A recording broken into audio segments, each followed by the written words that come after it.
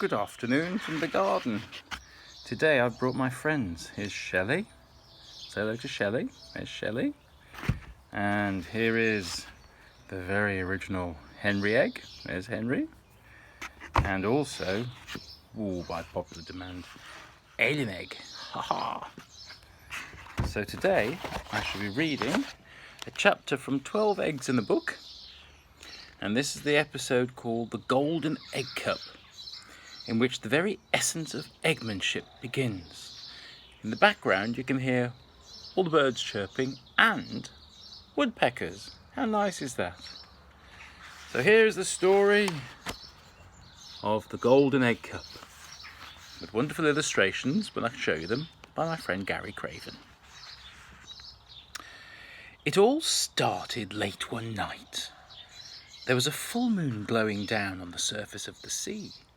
Floating in the midst of the water was a shining object.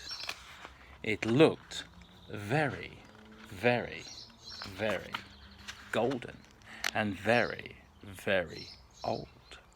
And believe it or not, it was exceptionally special.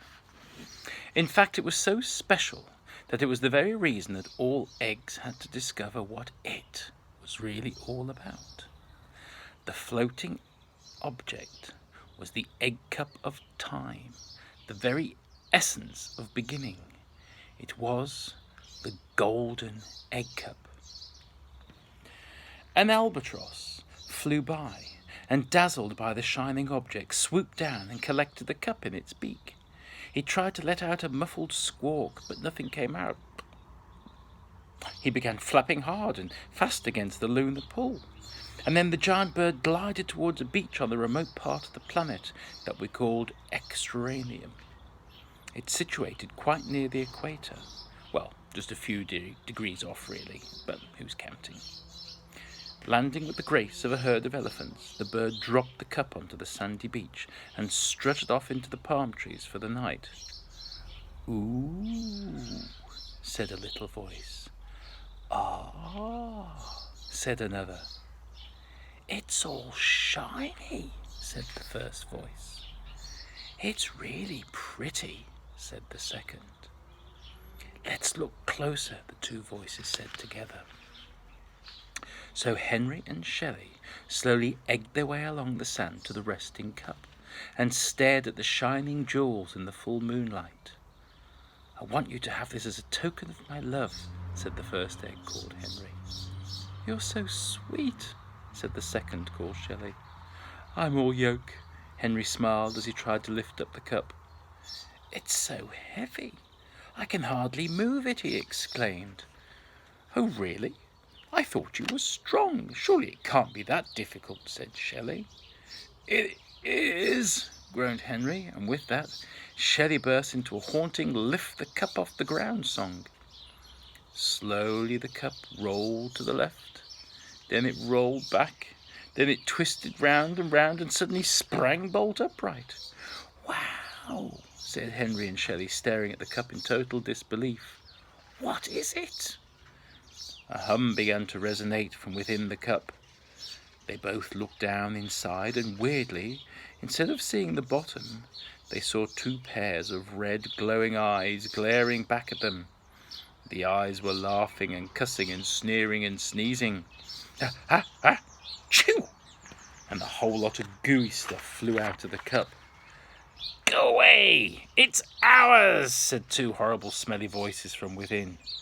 "Fester and Bad are back again. It's just a cup for all to see, and all you see is what we want. What is that, you ask? Ha ha! It's everything. We want it all! Ha ha ha!" Shelley was scared and shivered, moving closer to Henry. It's all right," he stammered. I'll look after you." Thought Henry. "What am I doing here? Brave me! Phew."